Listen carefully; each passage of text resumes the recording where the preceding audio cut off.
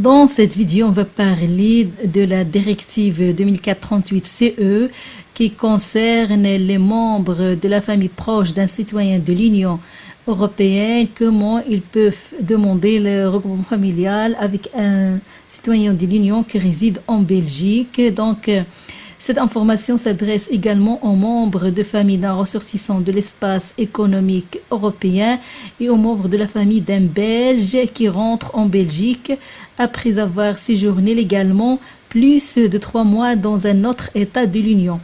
Donc, le membre de la famille d'un citoyen de l'Union qui demande un visa d'entrée fait sa demande en se référant à la directive 2004-38-CE. Dans cette vidéo, je vais vous parler les membres de la famille proche d'un citoyen qui peuvent demander le regroupement familial avec ce citoyen qui réside en Belgique. Et dans une autre vidéo, je vais vous parler aussi, selon toujours la directive 2004-38, des membres éloignés d'un citoyen européen, comment ils peuvent faire aussi le regroupement. Mais dans cette vidéo, je vais me focaliser sur les membres de la famille proche d'un citoyen. Donc, pour demander un regroupement familial avec un citoyen de l'Union européenne, si vous êtes un membre proche, un membre de la famille proche de ce citoyen, et les documents, il faut avoir toujours un dossier. Donc, il faut demander un visa C.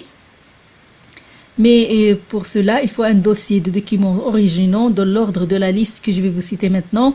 Et puis, un dossier de copie des mêmes documents dans le même ordre. Donc, pour votre information, les documents officiels.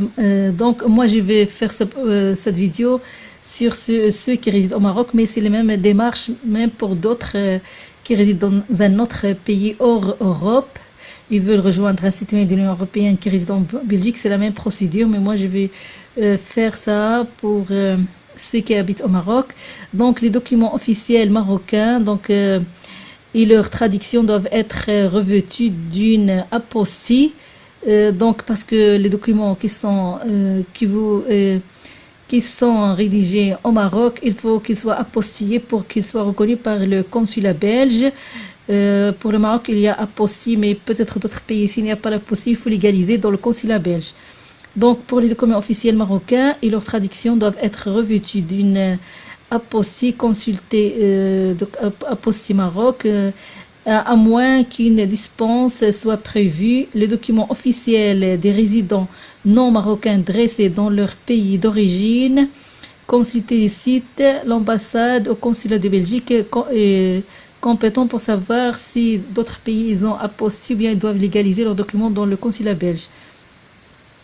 Donc, les documents originaux vous seront restitués en fin de procédure ensemble avec votre passeport.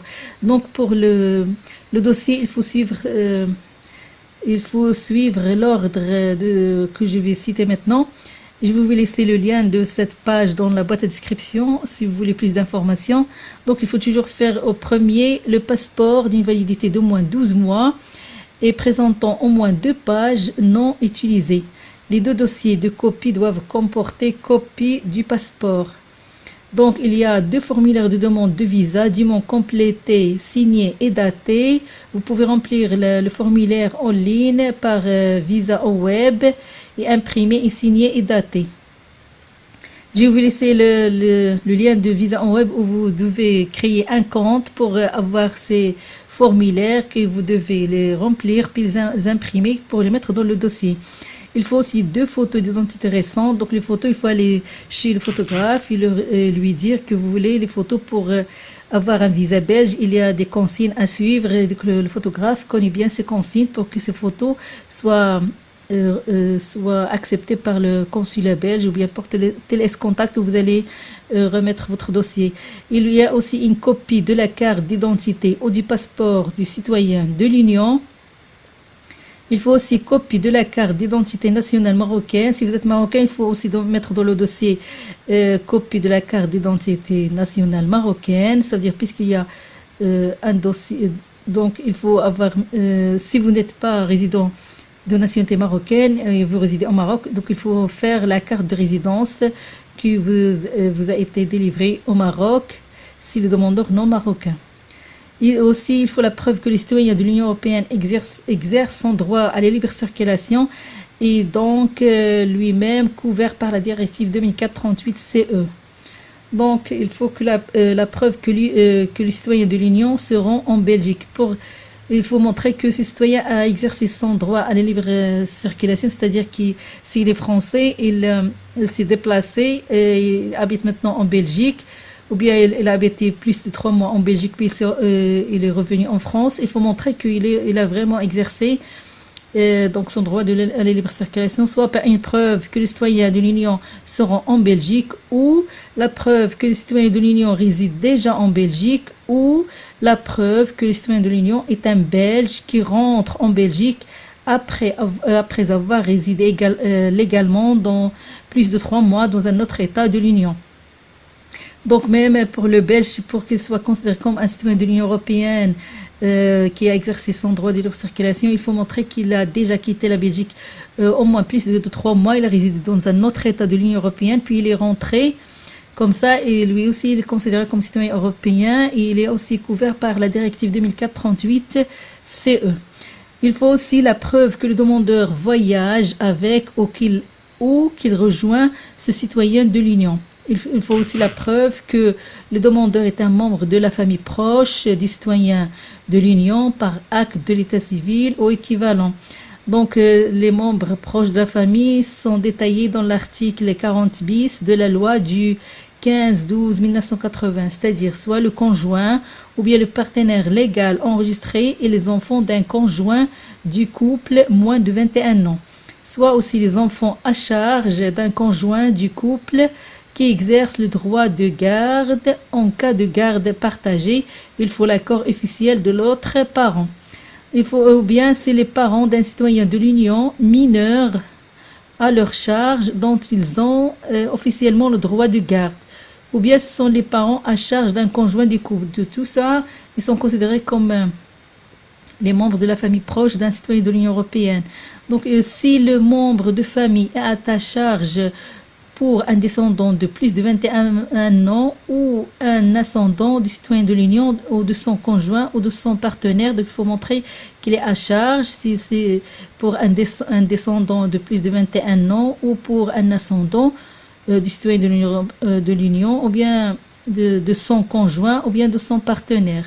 Donc la preuve du soutien financier et l'absence pour montrer qu'il est à charge, il faut la preuve du soutien financier et l'absence de propres moyens de subsistance suffisants durant 2 mois, 6 mois avant l'introduction de la demande de visa pour montrer que cette personne qui veut rejoindre le citoyen, il est à sa charge, ça veut dire qu'il n'a pas de moyens de subsistance dans son pays d'origine.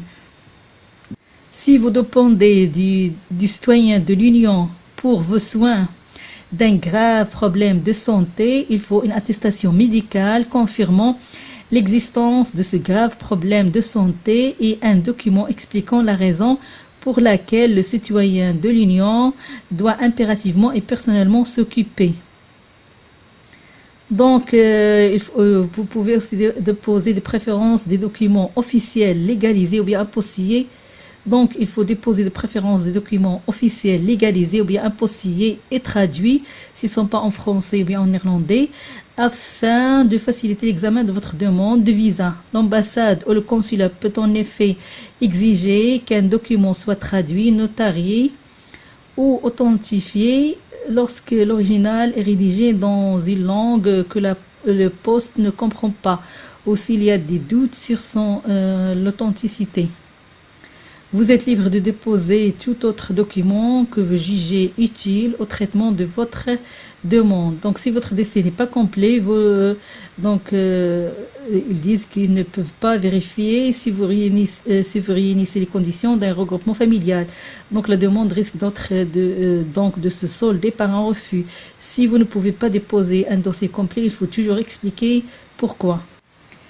Si votre dossier est complet, vous recevez une décision dans les 6 mois qui suivent la date de dépôt effectif de votre demande. Donc, il faut déposer votre dossier à TLS Contact, suivre la procédure qui est décrite dans le TLS Contact. Donc, si vous vous intéressez à le contenu de cette vidéo, n'oubliez pas de la liker, de la partager avec votre connaissance pour plus d'informations. Je vais vous mettre le lien de cette page de la boîte à description pour plus d'informations et merci, à bientôt.